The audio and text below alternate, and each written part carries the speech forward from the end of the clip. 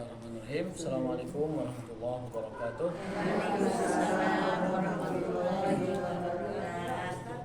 Ya. Oh, mangga tuh bismillah. Semangat. Langsung kita mulai. Innal hamdalillah wassalatu wassalamu ala Rasulillah wa ala alihi washabihi wa man wala. Kita lanjutkan kajian hadis kita. Langsung saja ya karena terlambat. Nomor hadis 21. Hadis 21 wa an Anas ibni Malik. Ya. Masih kulit ya. Masih kulit.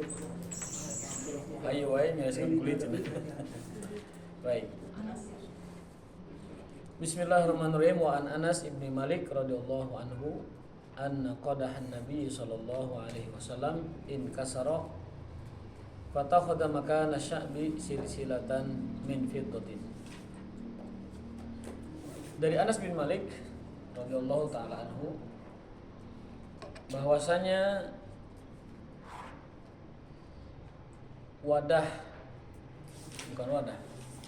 tempat panahnya Rasul, wadah tempat nyimpen busur panah itu, wadah tempat nyimpen anak panah ya, itu pecah, retak ya. Fatakhadha makana sya'bi silsilatan min fiddatin, lalu ditambal dengan perak. Akhrajahu al-Bukhari. Ini kita belajar sekarang. Kalau kemarin hukum bejana, lalu hukum kulit, kemudian hukum alat-alat makan. Berikutnya adalah hukum tentang penggunaan emas dalam alat minum dan alat makan serta perhiasan. Nah, sekarang hukum tambalan atau kita menyebut campuran. Hukum campuran, misalkan ada barang yang retak, bolehkah ditambal dengan emas? Atau ada panci yang rusak, bolehkah ditambal dengan perak? Ataukah ada gigi yang pulak, bolehkah ditambal dengan emas? Pokoknya emas dan perak yang sifatnya itu adalah tambalan, bukan benda inti tapi tambalan saja. Apa hukumnya? Namun sebelumnya kita ceritakan dulu ini sosok sahabat yang bernama Anas bin Malik.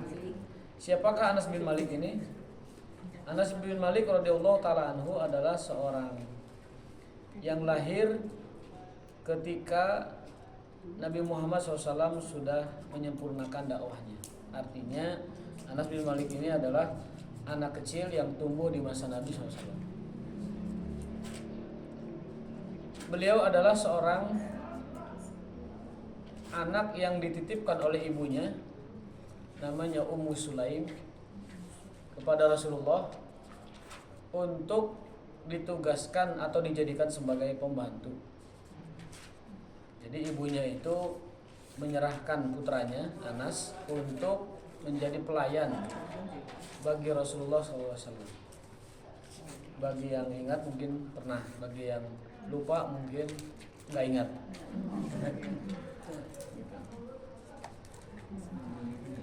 Anas bin Malik ini menjadi pembantu Rasul dalam hal urusan-urusan yang sifatnya itu lebih pribadi, mengambilkan air, kemudian mengambilkan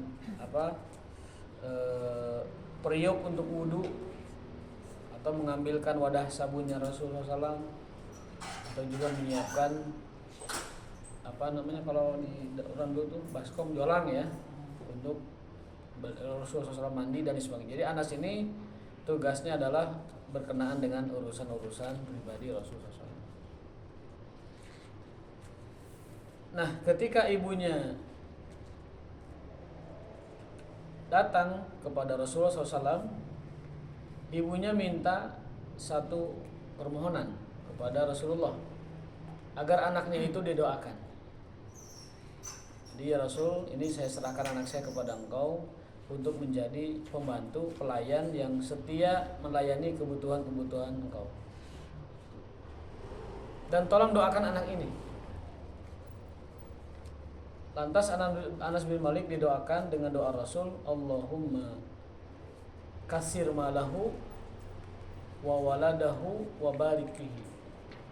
Ya Allah, Nabi berdoa kepada Allah untuk anak ini, Anas bin Malik, anak kecil ya.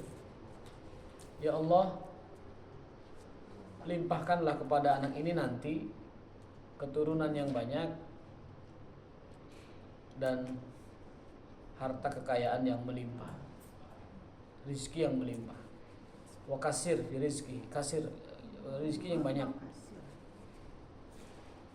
Wa barik fihi, dan berkahilah di dalam keturunan dan rizkinya itu, berkahilah anak ini. Berbeda dengan doa Nabi kepada Allah untuk Ibnu Abbas. Doa Nabi, Allahumma faqihhu fiddin. Ya Allah, pahamkanlah kepada anak ini ilmu agama. Maka Ibnu Abbas kelak besarnya menjadi ulama besar yang menjadi rujukan ilmu bagi kaum muslimin sepeninggal Rasulullah SAW. Ada juga sahabat yang didoakan wa'alimhu ta'wil, agar diberikan pemahaman yang dalam terhadap Al-Quran. Nah, doa Nabi tersebut sepeninggal Rasulullah SAW terbukti. Dan sahabat Anas bin Malik jauh sepeninggal Rasulullah SAW hidup yang panjang umur. Usia beliau ketika meninggal dunia 103 tahun. Anas bin Malik ini usianya 103 tahun.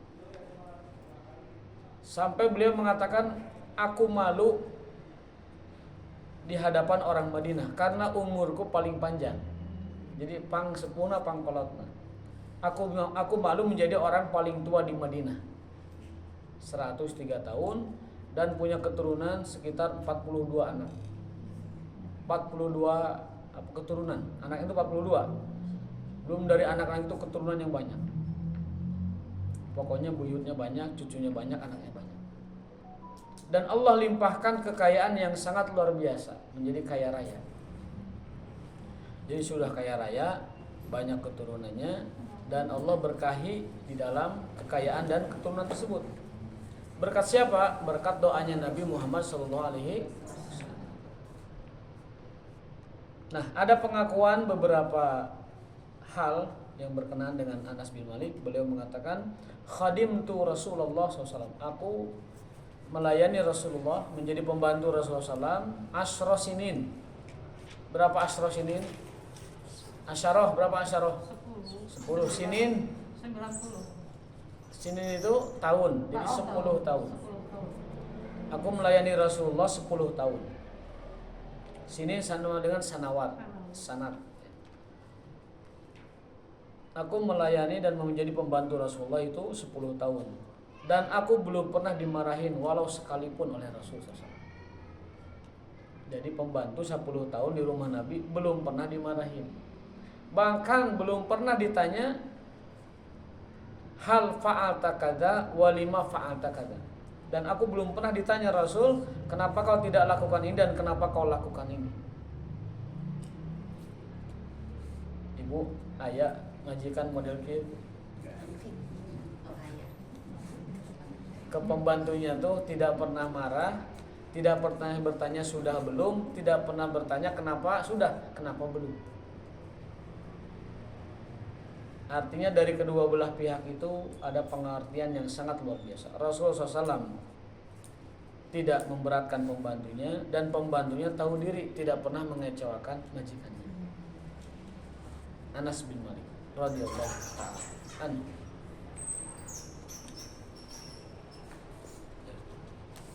Makanya para sahabat sering mencari barokahnya Rasulullah SAW melalui Anas. Contohnya ketika Nabi tidur, Anas ini mengelap keringatnya Rasul. Lalu keringatnya itu diperas menjadi minyak wangi. Kemudian ketika Rasul tidur, Anas jugalah yang sering memungut rambut mulianya Rasulullah SAW yang berguguran. Karena kan setiap orang kan satu hari itu ada gugur rambut kan, karena pergantian rambut baru. Nah ketika guguran rambut Rasul itu jatuh, itu Anaslah yang memutinya. Kemudian dibagikan kepada para sahabat yang memintanya. Bilal dikasih, Khalid dikasih, ibunya dikasih. Dan mereka simpan rambut tersebut sampai dan kemanapun mereka pergi. Nah, tabaruk dengan cara seperti itu kepada Rasulullah SAW, menurut para ulama hukumnya sah dan boleh, tapi khusus Rasulullah, tidak berlaku bagi yang lainnya. Sekarang masalahnya banyak orang yang ingin diperlakukan seperti Rasul, ingin diperlakukan seperti Rasul, ludahnya dipungut, ada yang bajunya diperebutkan, ada yang bekas minumnya diperebutkan, ada yang mungkin rambutnya atau anggota badan tubuh yang darinya itu di ngalap barokah. Nah, ini yang tidak boleh. Karena hal semacam itu hanya berlaku bagi Rasulullah SAW. Seperti para sahabat yang berebutan mengambil bekas air wudunya Nabi. Kalau Nabi wudu, itu kan ada air yang berjatuhan. Itu sahabat tuh rebutan sampai hampir-hampir berkelahi. Wakadu yaktatilun, berebut air wudunya Nabi SAW. Sekali lagi saya tegaskan, ini hanya berlaku bagi Nabi, tidak untuk yang lain. Karena kalau kita buka keran seperti itu, akan banyak orang yang mengambil kesempatan di dalam kesempitan. Akhirnya dia ingin diperlakukan seperti Nabi. Ini yang bahaya. Makanya kita lihat ada orang yang dicuci kakinya, ada orang yang setelah itu bekas cucian kakinya diusapkan, bahkan ada yang minum. Kalau Walid boleh, itu kan salah satu film gitu. Itu kan film diangkat dari fenomena yang ada kan. Untuk Walid boleh gitu, sampai terkenal di film tersebut. Nah itu menyelisihi apa yang ada di dalam ajaran Islam. Ya, jadi hanya Rasul yang boleh, yang lain tidak boleh, supaya menutup pintu kemusyrikan dan juga penyimpangan di dalam akidah kita umat. Nah Rasulullah SAW pernah wadah panahnya itu retak, kemudian ditambal dengan perak. Apa yang kita bisa ambil dari hadis ini? Beberapa kesimpulan yang bisa kita ambil. Yang pertama, madama annal asla fi isti'malid dhahab wal fiddah wa tahrim kama jaa fi an-nassaini al-mutaqaddimain wa amsalihima fa inna ma ubiha minhuma yataqayyad bi mawdnas. Kesimpulan pertama, bahwa penggunaan emas dan perak itu dibatasi oleh kebolehan syariat. Penggunaan emas dan perak itu dibatasi oleh ketentuan syariat. Yang dibolehkan berarti boleh, yang dilarang berarti tidak boleh. Jadi penggunaannya diatur, khusus emas dan perak.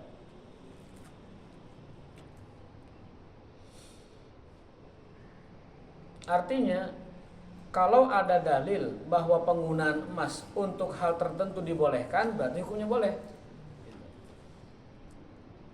Dua hadis kemarin yang kita pelajari itu berisikan larangan-larangan penggunaan emas dan perak untuk wawadahan makan minum, kemudian untuk apa lagi? Untuk hal-hal yang sifatnya tidak diperlukan. Itu tidak diperkenakan penggunaan emas dan perak. Nah sekarang muncul hadis pengecualian. Perak dan juga emas jika digunakan untuk keperluan menambal sesuatu atau untuk melapis, bukan melapisi sebenarnya, menyulam ya. Pokoknya bukan bahan dasar gitu lah. Nah itu dibolehkan. Kebolehannya bukan karena emasnya sedikit atau emasnya bukan bahan dasar. Kebolehannya karena memang syariat membolehkan. Gitu, ya. Poin kedua, jawaju islahil ina al-munkasir bi dhabbah yasirah. Dibolehkan memperbaiki wadah yang pecah atau yang bolong atau yang lain sebagainya yang retak dengan sedikit tambalan yasirah yang sederhana begitu.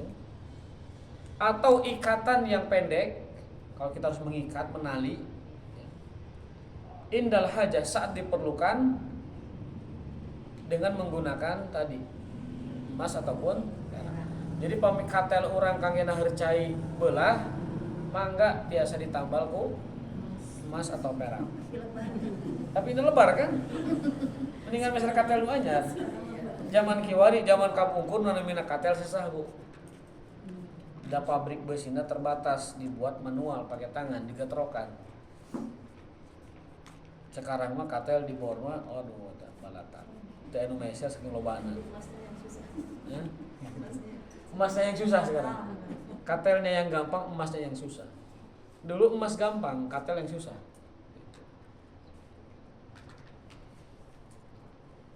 Poin ketiga, jadi tadi menambal ataupun menutup sesuatu yang belah, yang retak, yang pecah dengan tambalan emas atau perak itu dibolehkan. Kebolehannya bukan karena sedikit, tetapi karena memang syariat mengizinkan menambal sesuatu dengan menggunakan bahan yang dilarang tersebut. Termasuk sutra bu.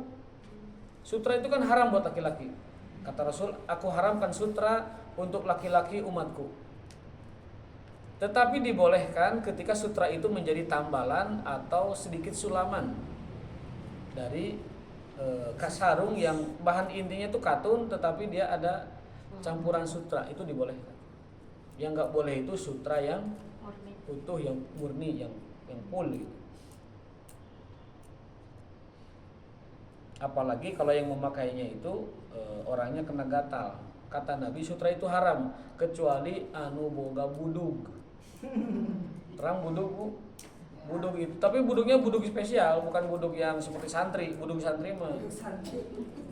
santri mah ubarna kok iya. Benar. Tikang suang ya. Tikang suang, obat Cina itu kan. Nah, yang dimaksud dengan budug yang membolehkan sutra itu, budug kalau kesentuh itu pedih bu. Ada, kalau dokter bisa menjelaskan. Ada kulit yang budug gitu ya, kalau kena kain aja itu sakitnya bagaikan diiris-iris, sakit banget. Herpes ya bu ya, herpes ya. Pokoknya penyakit kulit yang kayak membakar gitu. Itu kalau kena kain, waduh itu perihnya luar biasa. Dan itu penyebabnya virus kan, atau apalah. Nah, dia itu akan merasa nyaman kalau tidak pakai apa-apa. Makanya orang yang kena hal seperti itu kadang buligir. Karena kalau kesentuh kain sedikit aja, itu sakit itu luar biasa. Nah, kain yang bisa mengademkan penyakit seperti itu hanyalah sutra. Penyakit jalma beunghar eta ku sutra yeuna adem baru bisa ditutup supaya enggak masuk angin ya, berpakaian tapi pakaiannya sutra. Mahal. Kalau menurut pikiran saya kenapa sutra itu mengademkan, karena sutra dibikin dari babaturanna si bakteri eta nya eta hileud. Bulat ngurbay kan? Dibuat sutra. Nah, jadi dibolehkan orang yang berpenyakit seperti itu memakai sutra. Untuk orang biasa penggunaan sutra diharamkan laki-laki kecuali hanya sebatas sulaman ataupun campuran dari kain yang bahan intinya bukan sutra.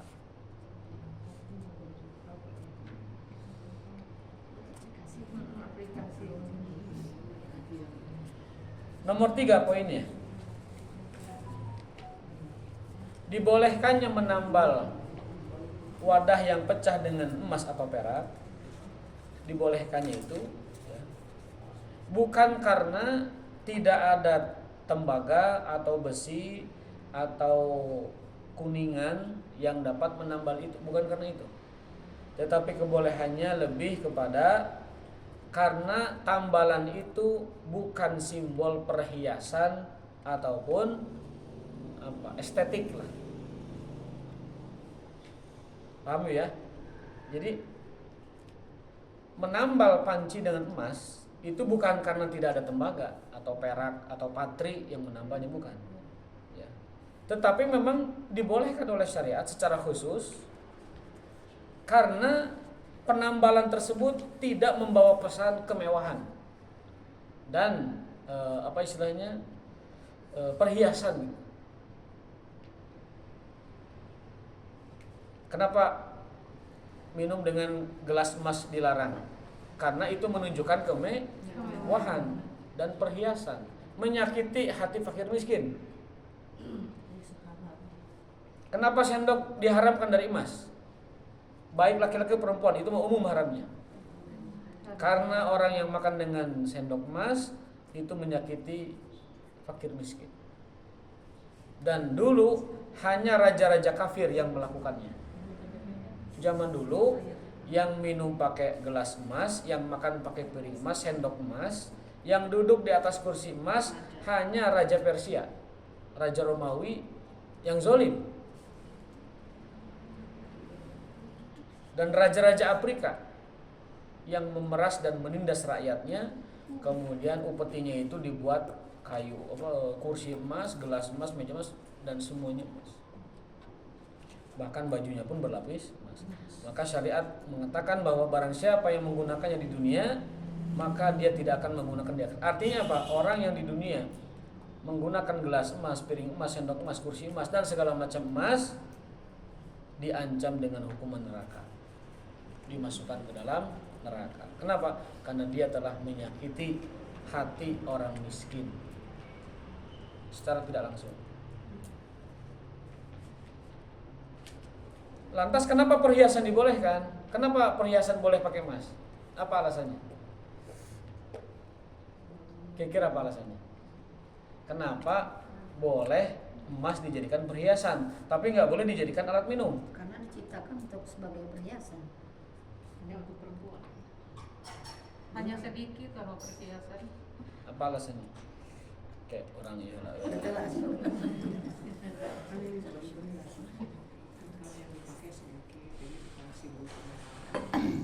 Mungkin itu. Tapi ada yang lebih tepat coba. Dan setelah itu tidak ada komentar. Hanya untuk keindahan. Ini juga sama, Bu. Gelas emas juga keindahan. Duduk di kursi emas juga keindahan. Ya kan? Pakai sepatu emas juga keindahan. Ya kan? Karena sedikit mungkin masuk. Tapi kalau sedikit bisa juga satu gagangnya juga sedikit nih. Dari kawali emas misalkan dari kawali besi gagangnya pakai emas, bisa aja kan? Disebut sedikit. Apa dong? Tidak tahu dong. Jawabannya adalah karena syariat mengizinkan. Kan tadi kaidah kedua tadi. Karena syariat mengizinkan, membolehkan. Makanya tadi penggunaan emas perak dibolehkan itu berdasarkan ketentuan syariat. Dan syariat mengizinkan untuk dijadikan sebagai perhiasan para wanita ya. Maka perhiasan tidak ada zakatnya, Bu.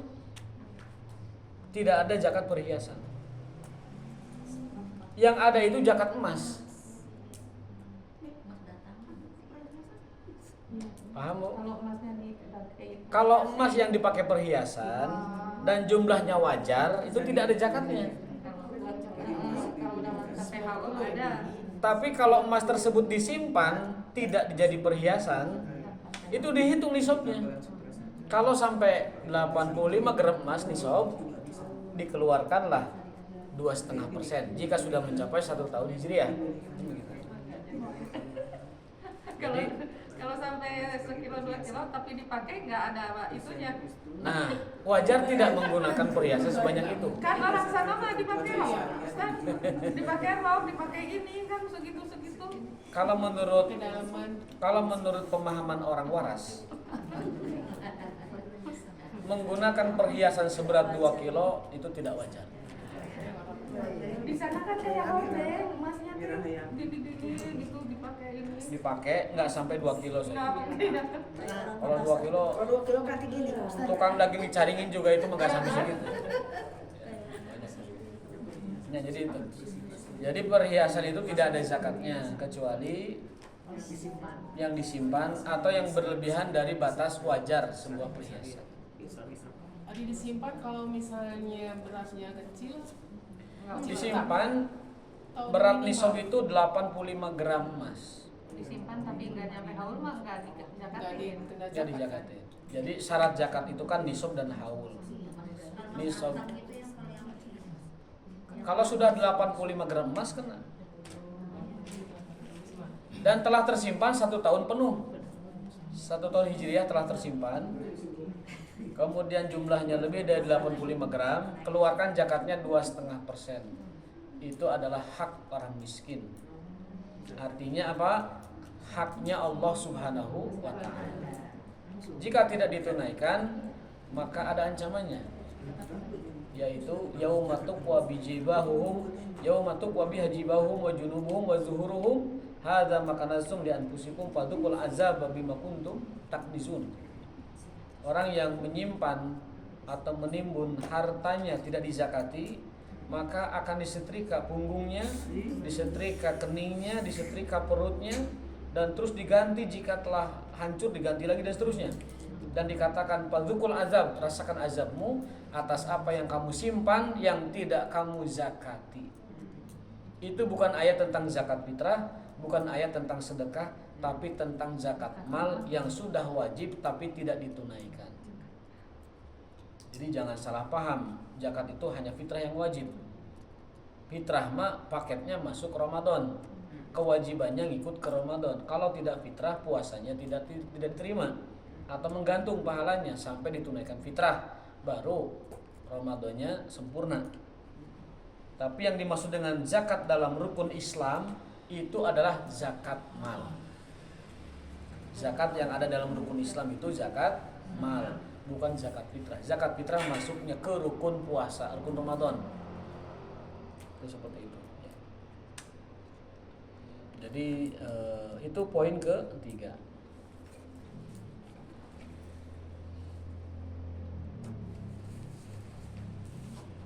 Ada faidah. Faidah itu sebagai keterangan tambahan. Saya bacakan saja. Diperbolehkan bagi wanita memakai perhiasan emas dan perak sebagaimana lazimnya di tradisi masyarakat. Meskipun banyak yang dipakainya tadi ya. Banyak tapi dalam batas wajar, itu dibolehkan dan tidak perlu dizakati. Wa yubahu lirajul khatam min fiddah.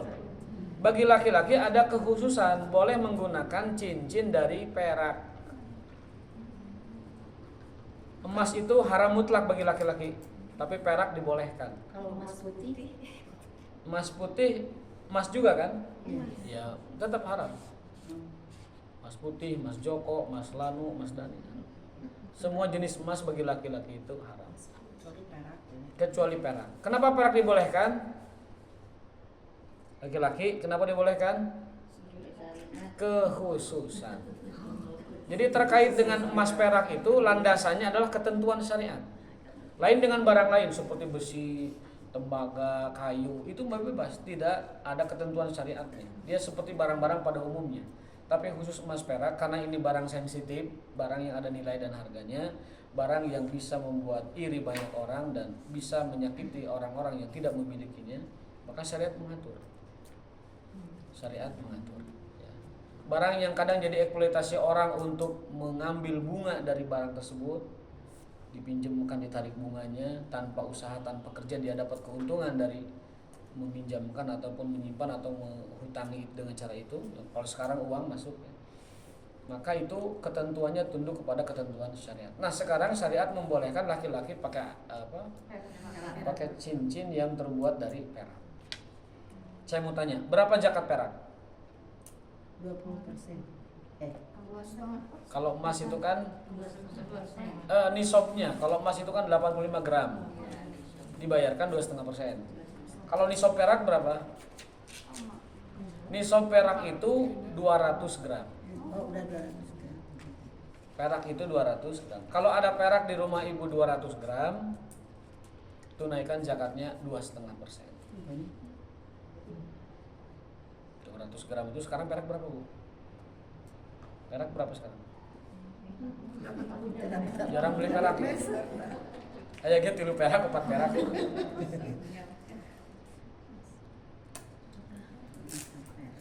Dalam bahasa hadisnya itu fi khamsati aukin, di setiap 5 ukiyah itu 200 graman ya. Kurang lebih ya. Itu ada 2,5% zakatnya. Ditunaikan. Nah, berikutnya. Wa yubahu tahliyatus silah wal adawatil qital bima jarat bihil ada aidan wa kadza fi madat ilail hajah min ribati asnanin wa tikhadi anfin wa dzalik. Nah, penggunaan emas perak tadi juga dibolehkan sebagai bentuk keumuman di masyarakat, misalnya untuk melapisi silah senjata ya, pedang itu perang itu boleh, supaya tidak karatan pedangnya dilapis emas biar dipakai terus untuk jihad fisabilillah. Dan juga peralatan perang lain sebagaimana tradisi zaman dulu itu lazim atau umum ya, pedang dilapis emas, kemudian tameng dilapis emas, baju perang, dan itu supaya tidak karatan. Zaman dulu itu lazim. Wa kadza madat ilai hajah min ribati asnan, atau zaman sekarang mungkin dipakai untuk menjadi pengikat gigi. Yaitu ya, pengikat gigi atau ittikhadi anfin. Apa ini? Di hidung tuh anting. Orang dulu anting di hidung ya, orang sekarang kan di sini anting di sini nah itu diperbolehkan, berarti perhiasan itu pasti boleh ya. Wa ma ada maja'at an-nusus bi ibahati fa innahu haram la yajuz. Nah, yang tidak disebutkan oleh dalil tentang hukum emas perak ini maka jatuhnya hukumnya terlarang. Jadi emas perak itu saya tadi katakan sensitif, kebolehannya diatur oleh syariat, dan yang tidak sesuai dengan kebolehan yang diatur syariat maka itu hukumnya adalah haramun la yajuz, haram dan tidak diperbolehkan. Nanti di ujung kitab ini ada catatan wa ala wulatil umur, kepada para pemerintah, para umaro, para penguasa dan yang punya kebijakan hendaknya tidak melakukan pelanggaran ini. Apa contohnya? Contohnya adalah mana emas yang tidak emas yang tidak ada kepentingannya di kita di mana? Emas tidak digunakan untuk sebenarnya kepentingan yang mendesak. Monas. Kalau saran ulama ini mah Monas itu mendingan dijual lalu uangnya dimasukkan ke kas negara sebagai tambahan untuk melayani masyarakat. Karena emas sebenarnya bukan buat itu. Kemudian mobil dilapis emas, itu juga sama. Makanya kata penulis kitab ini, hendaklah para umaro, para penguasa, pemimpin tidak melakukan pelanggaran ini, dan hendaknya jika sudah terjadi ingkaruhu, membuat aturan untuk mengaturnya kembali. Kalau untuk masjid boleh. Termasuk masjid. Sebenarnya ulama itu menegur kepada pemerintah bikin regulasi bahwa tidak boleh emas itu dipakai untuk hal-hal seperti itu. Termasuk Madinah. Tetapi kan ini wilayahnya bukan wilayah kita. Bukan wilayah karena kita bukan pembuat regulasi, bukan ulil amri, bukan segala macam. Namun kita hanya menyampaikan ulama berpendapat demikian. Jadi kalau sudah melihat fakta seperti itu Bu, tidak usah membenturkan dengan diri kita. Terus ini gimana? Ya bukan urusan kita. Karena kita bukan penguasanya.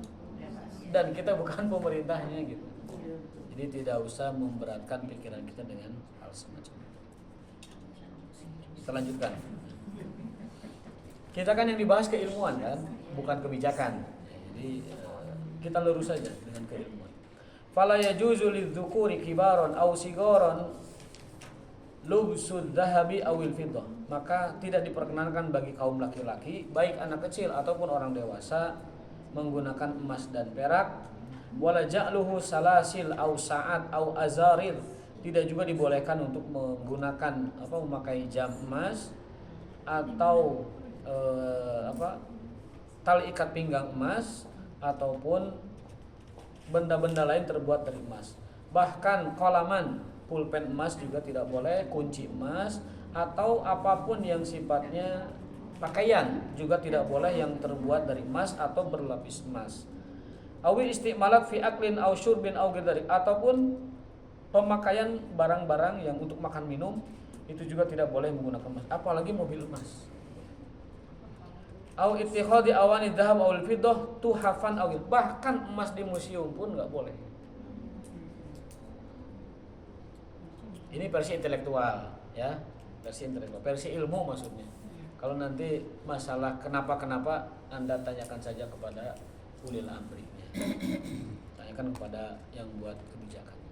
Amma istimalul fiddah fil fanadik ar-raqiyah wal mata'im wal mumtaz adawatil akli kaja'liha suhunan aw malaik aw syaukan dzalik fala syakka fi tahrimi.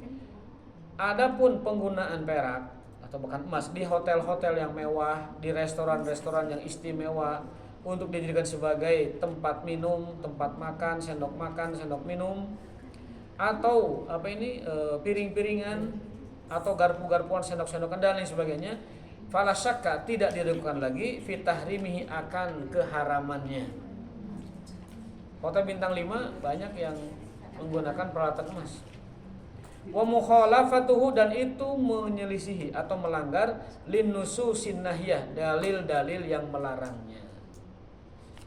Di akhir kitab ini kami mohon kepada para pemerintah, pemilik regulasi untuk menertibkan hal-hal semacam ini. Selesai bab wawada. Ayeuna bab tentang najis. Ustaz, Ya. kalau lulur itu kan ada sekarang lulur emas gitu. Eta lamun orang miskin ningali emas dijadikan lulur. Gulungan dia ada Ustaz. Sakit hati enggak? Wah, sakit hati. Enggak boleh. Enggak boleh. Orang miskin lihat emas di Monas ngiler enggak? Ngiler pasti. Lihat mobil dilapis emas, orang miskin sakit nggak? Sakit. Orang mau beli bias teka beli, eta mobil di emasan. Gitu. Walaupun dilapis. Jadi dalam kitab Kifatul Akhyar, kenapa emas itu dilarang seperti itu untuk barang-barang dan wawadahan? Alasannya sederhana. Kasron likulubil masakin. Karena itu melukai perasaan orang miskin. Begitu Bu. Ya. Berarti Ini pernikahan laki-laki kan suka ada juga dalam pernikahan suka pakai cincin. Nggak boleh. Nggak boleh ya. Itu pakai perak aja. nggak ngerti. Nggak ngerti atau jarang ngaos atau awam dalam bidang ini. Cincin nikah untuk laki-laki dari perak kalau mau. Iya. Ya. Meskipun putih juga nggak boleh. Jadi si ceweknya boleh dipakaikan cincin emas, laki-lakinya pakainya cincin perak. Kenapa Bu perak dibolehkan bagi laki-laki? Karena ketentuan syariat. Jangan karena lebih murah, jangan, nggak ada alasan lebih murah. Karena perak itu bukan emas, bukan, alasannya satu, syariat mengizinkan. Sebagaimana syariat mengizinkan ibu-ibu pakai emas. Pakai apa nih? Ya. Laki-laki. Ustaz boleh kacamata emas Ya. kacamata. Kacamata emas itu masuk seperti pengikat gigi dan sebagainya. Jadi dibutuhkan secara tradisi itu lazim gitu. Secara tradisi itu lazim. Tapi nanti kalau itu ada pertimbangan bahwa secara tradisi kacamata emas itu dianggap berlebihan, maka menjadi tidak boleh. Kalau sebuah tradisi, sebuah masyarakat menganggap kacamata emas itu berlebihan, maka itu bisa jatuhnya kepada hukum tadi. Jadi alasan pertamanya itu terwujud gitu. Apa alasan peramal terwujud? Tadi menyakiti perasaan kaum miskin. Tapi kalau masyarakat masih memandang bahwa kacamata emas itu mirip dengan tambal gigi, itu dibolehkan. Pertanyaannya adalah analogi bahwa gigi dengan kacamata itu sepadan atau tidak, itu aja masalah. Ya? Nah, kalau tidak punya alasan yang kuat, sebaiknya tidak boleh pakai emas, karena khawatir orang memandang itu sesuatu yang berlebihan. Betul, khawatir tadi ada. Kan kata Nabi, minumlah kalian, makanlah kalian, pakailah pakaian kalian tanpa ada rasa sombong dan tanpa berlebihan. Kul wasrob walbas min ghairi makhyalatin wala israf. Makan minumlah kalian, pakailah pakaian kalian tanpa berlebihan dan tanpa sikap sombong. Sikap sombong itu termasuk diantaranya adalah selalu menggunakan pakaian branded, selalu menggunakan barang-barang branded. Itu adalah masuk kategori hadis Nabi, janganlah berpakaian, makan minum yang ada mereknya, yang mengundang kesombongan, yang menunjukkan kesombongan. Coba siapa yang menjamin kalau kita pakai yang branded kita bisa menata hati kita, Bu? Siapa yang menjamin ketika memakai barang, memakan makanan yang branded, yang bercap mewah begitu, kita dapat menjaga hati kita, menata hati kita? Jujur saja sulit, Bu. Jam tangan 11 miliar. Pakai jam tangan 11 miliar sama pakai jam tangan yang 500.000, sombongnya beda.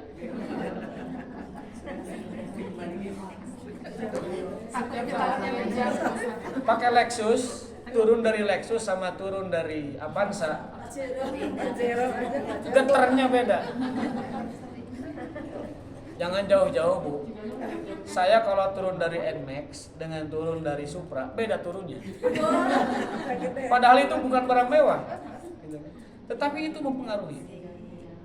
Ada jemaah saya itu, dia ketua inilah komunitas, tapi bukan komunitas besar, komunitas wilayah kecamatan atau kabupaten lah, Harley Davidson. Itu ketika naik Harley, perasaan tuh beda. Tiba-tiba arogan tuh naik, bek itu naik langsung. Keakuan tuh naik. Tapi ketika naik motor Beat, tawadu biasa. Nah itu. Jadi siapa yang menjamin? Ya. Ibu pakai tas Hermes dengan tas yang atau apa merek apa gitu, yang sederhana, itu bawaan hatinya beda. Memandang orang juga beda. Lempang lagi ke bawah beda. Nempel lagi beda. Mungkin ada alasan.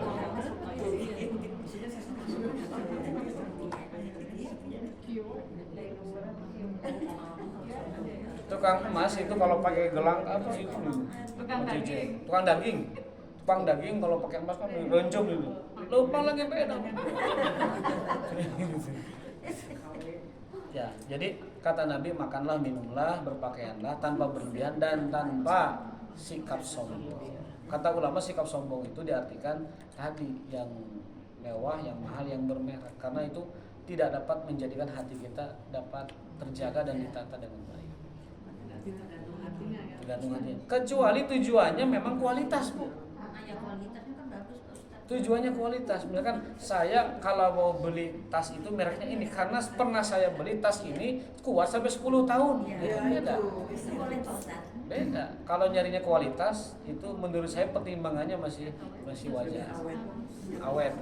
Tapi kalau mencari merek tujuannya adalah passion dan selera, itu yang berbahaya karena kita sulit menjaga hati kita kalau berlebihan.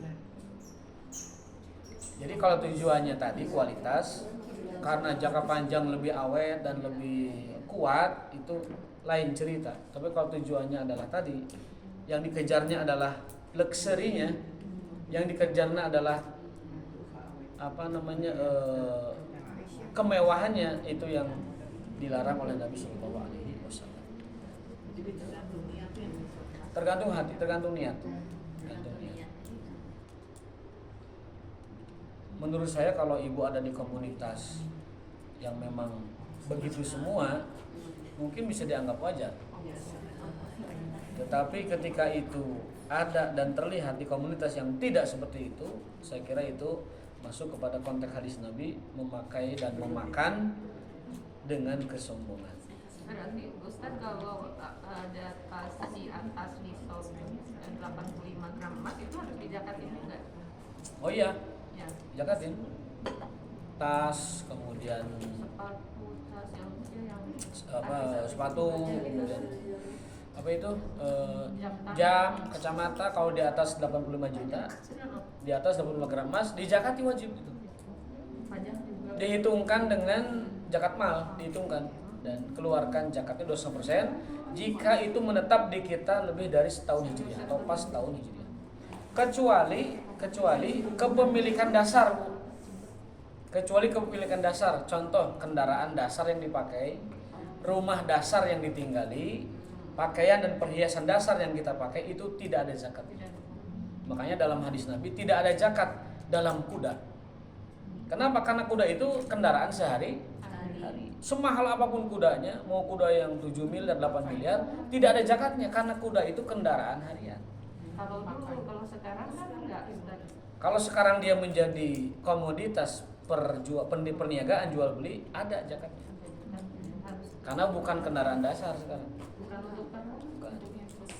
Makanya motor semahal apapun kalau dia itu adalah dipakai sehari-hari, mobil semewah semahal apapun kalau itu dipakai memang sehari-hari dasar, itu tidak ada zakatnya. Ya kalau pajak tanyakannya ke apa namanya, Ibu Sri ya.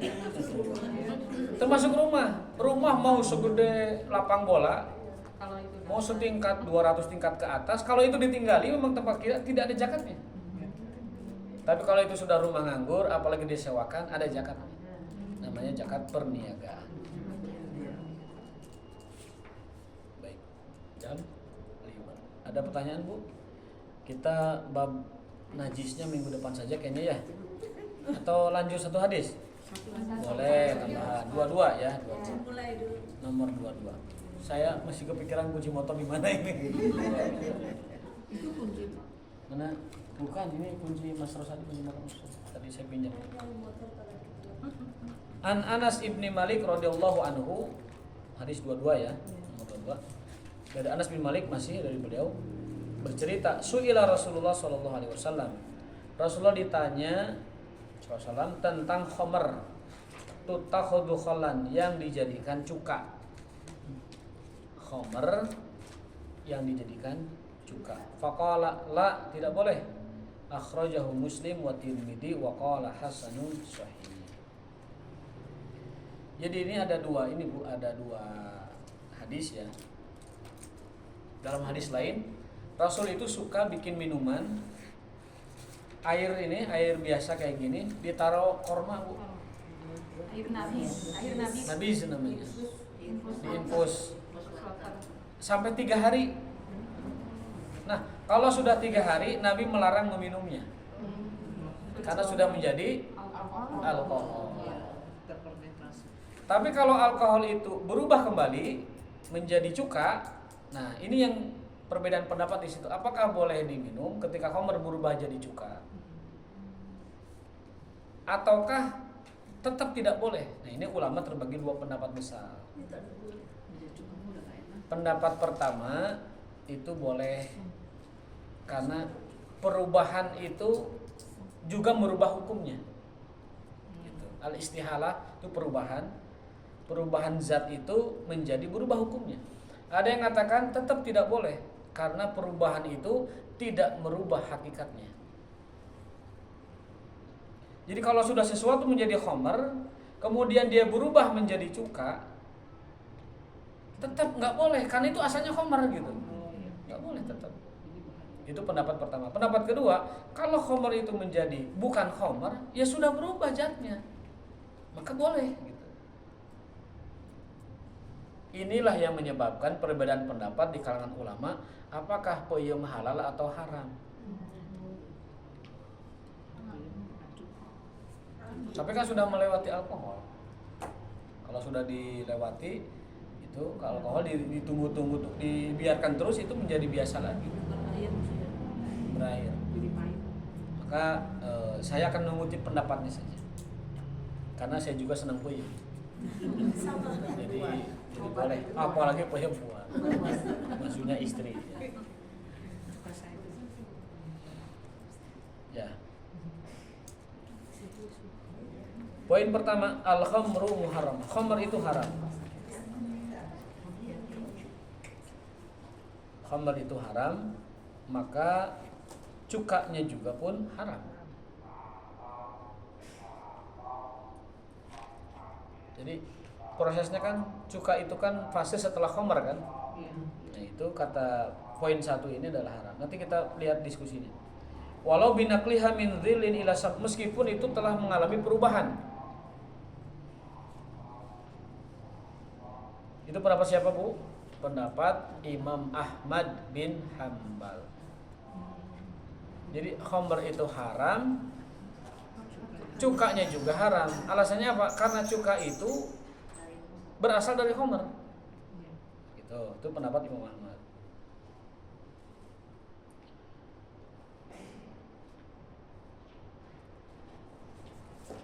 Amma indah Syafi'iyah, adapun mazhab Syafi'i, Imam Syafi'i, fal asahu annahu yathur, tidak haram.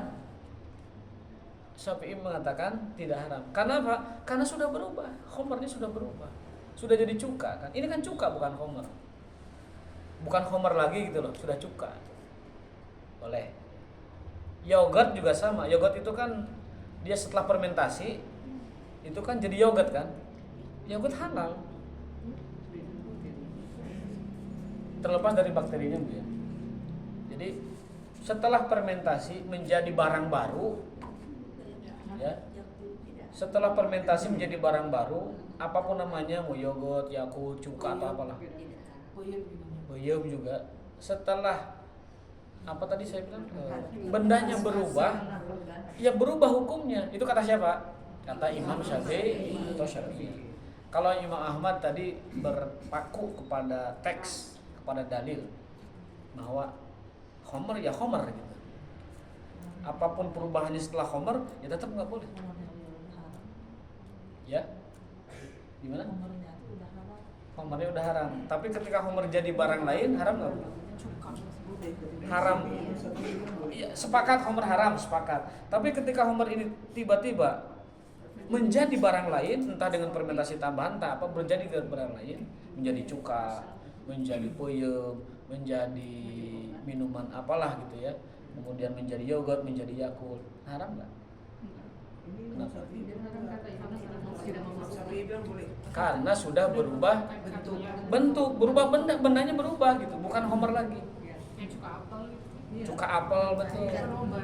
Betul. Pendapat siapa itu? Imam Syafi'i. Dan itu dianut di Indonesia. Adapun pendapat yang pertama, pendapat Hanabilah kita menyebutnya, bukan Imam Ahmad, tapi Hanabilah aja. Pendapat Hambali. Pendapat Hambali jamaknya tuh Hanabilah. Kita kan sering menemukan istilah ini, Hanabilah, Syafi'iyah, Hanifiyah dan Malikiyah. Kalau belakangnya ada iya itu, ya, itu artinya mazhabnya. Tidak harus seluruh ulamanya sepakat, tapi mayoritasnya mengarah ke sana pendapat.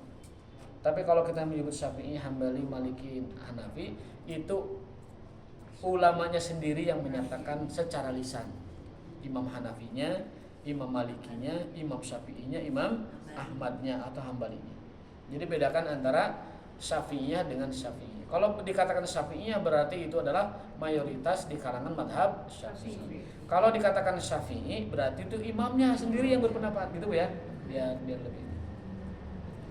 Nah, tadi saya katakan dalam pendapat Syafi'iyah bahwa khamr yang sudah berubah menjadi barang lain, baik itu cuka atau yang lain sebagainya, itu hukumnya adalah suci dan boleh. Dalam kurung rujukan kitab Syarah Muslim karya Imam Nawawi. Syarah Muslim artinya syarah hadis Imam Muslim karangan Imam Nawawi.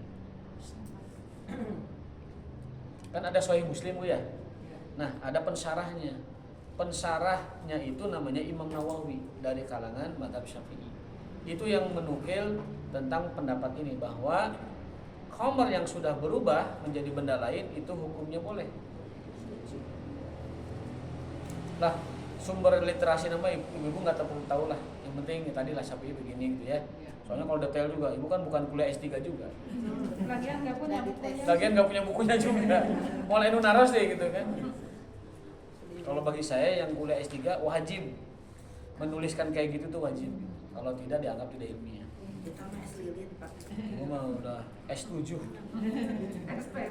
Jangan salah sama Samsung aja S berapa Samsung? S7 ya. Ya, kemudian poin kedua.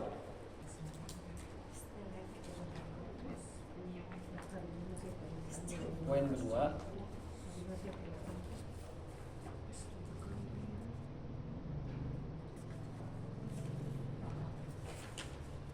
Kullu najisin haram wa laysa kullu haramin najis.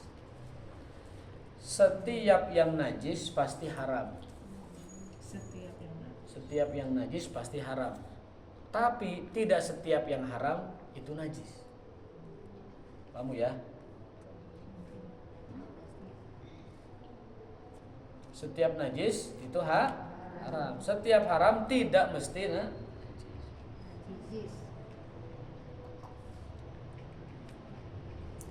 Khamar haram atau najis? Haram. Najis enggak? Tidak. Gitu. Babi najis atau haram? Najis. Haram atau tidak? Haram. Gitu. Jadi setiap yang najis pasti haram, tapi tidak setiap yang haram itu najis. Khamar itu haram, tapi tidak najis. Enggak. Haram itu apa tadi? Khamar itu haram, tapi tidak najis. Artinya ibu boleh menggunakan parfum yang ada bahan alkoholnya. Ibu boleh menggunakan hand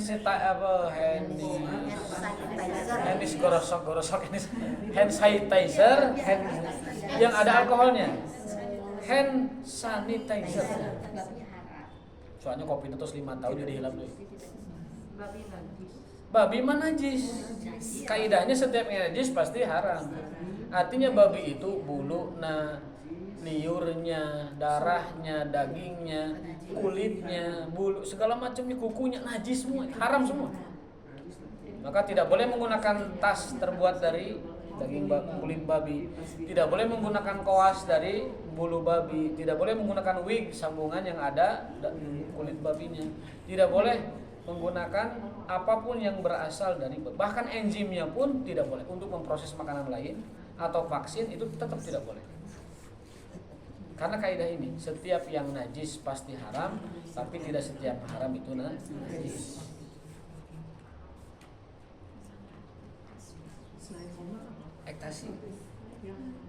Ektasi, kemudian narkotika, haram atau najis? Haram. Tapi kalau disentuh najis enggak? Enggak. Haram bukan? Haram. Dikonsumsi haram, tapi kalau disentuh tidak najis. Gitu. Yang paling contoh itu alkohol, khamr. Khamr itu haram diminum. Tapi kalau dipakai untuk apa Bu? Kecampur minyak wangi, campur parfum, ya, atau untuk apa? Hand sanitizer itu boleh, karena tidak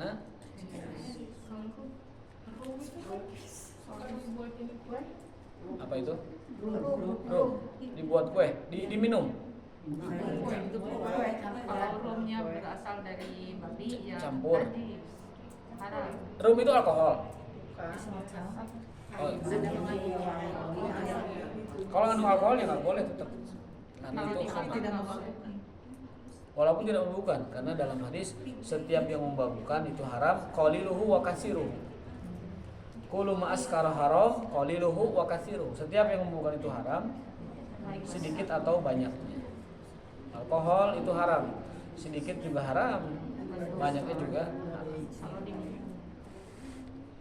Baik, itu kaidah nomor apa? Poin nomor 2.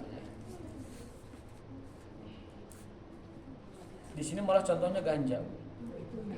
Ganja itu haram, tapi kalau disentuh tidak najis. Bahkan tidak bikin lalat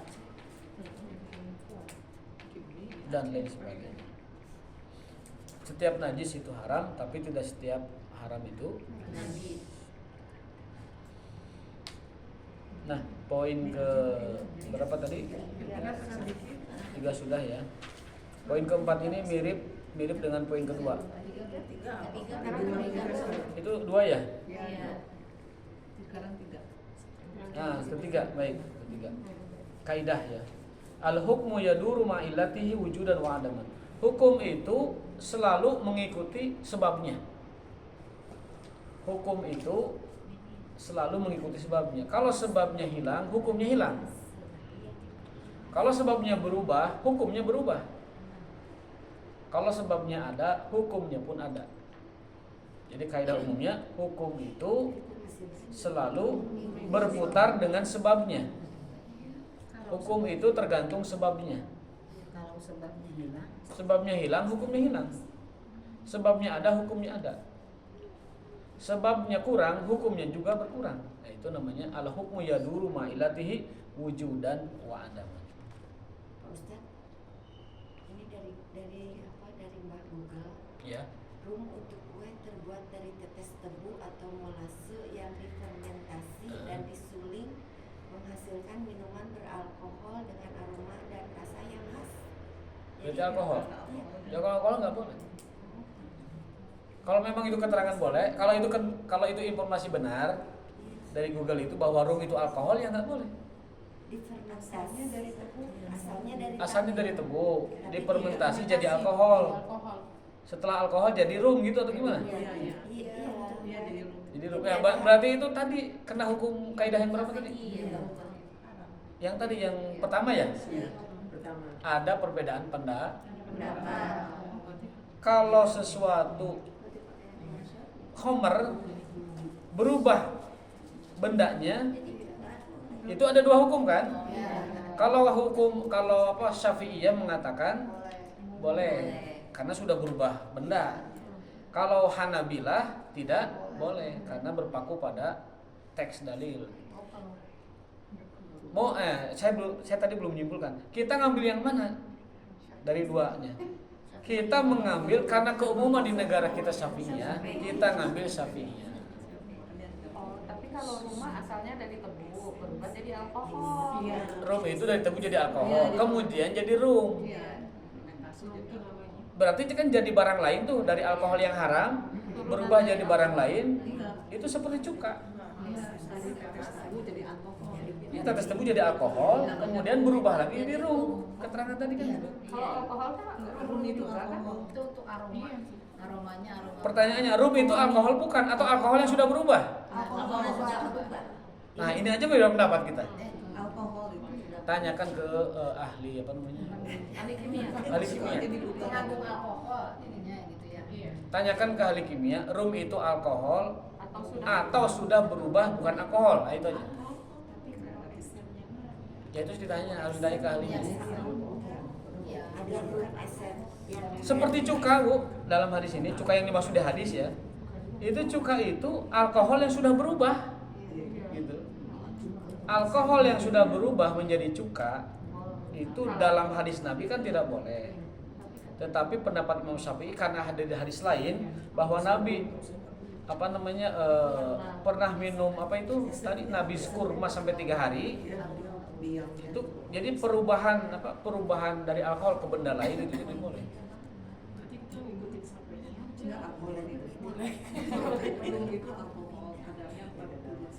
Rum itu alkohol, ya itu berarti haram. Kalau betul rum itu alkohol, ya berarti haram. Tapi kalau informasinya bahwa rum itu adalah benda lain yang berubah dari alkohol, maka itu hukumnya sebagaimana pendapat Imam Syafi'i tadi. Jadi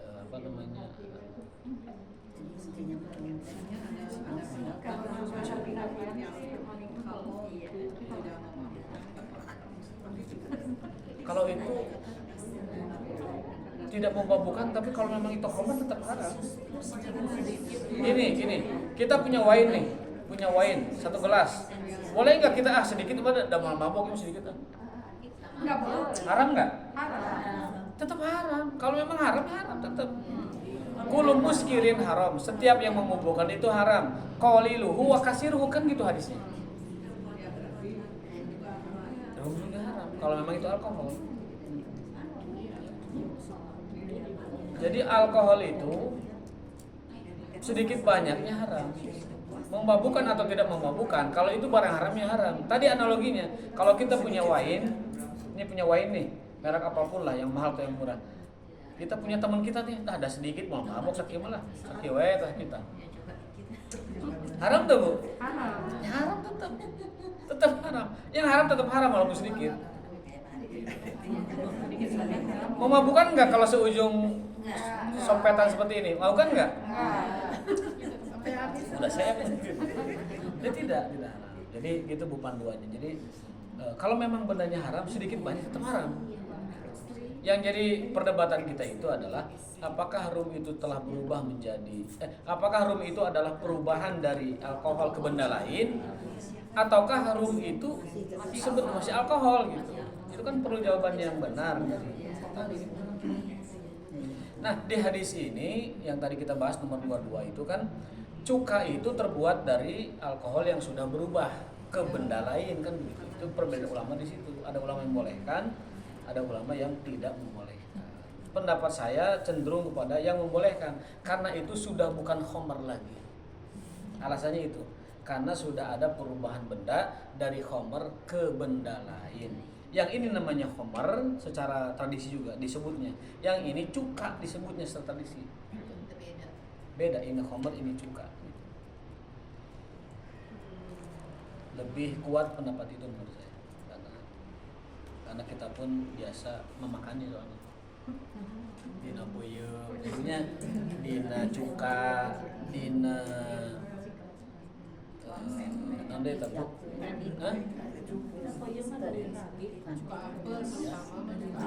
ini daerah gitu, tapi kan proses alkoholisasinya itu kan ragi, tapi proses fermentasinya kan jadi alkohol kan. Makanya peyem itu katanya kalau dicari uapnya lalu disendut api rada ngebeletuk kan si sampo terus ada api, ada metananya gitu yang menyala itu. Sampo itu bahan bakar, bisa jadi gasnya itu bisa menyalakan api gitu. Tapi kalau ada juga air tape suka ada. Air tape, lihat itu tape atau alkohol. Kalau itu sudah berubah menjadi barang lain ya lain.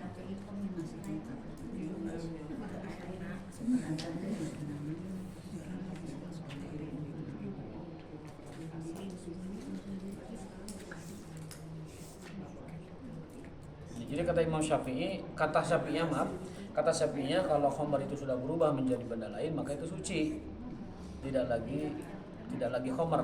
Tapi pendapat yang lain dia tetap khamar dan hukumnya adalah tidak berubah.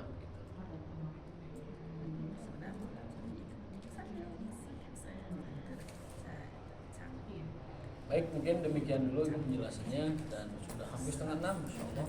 Kita lanjutkan nanti hadis ke-23 ini tentang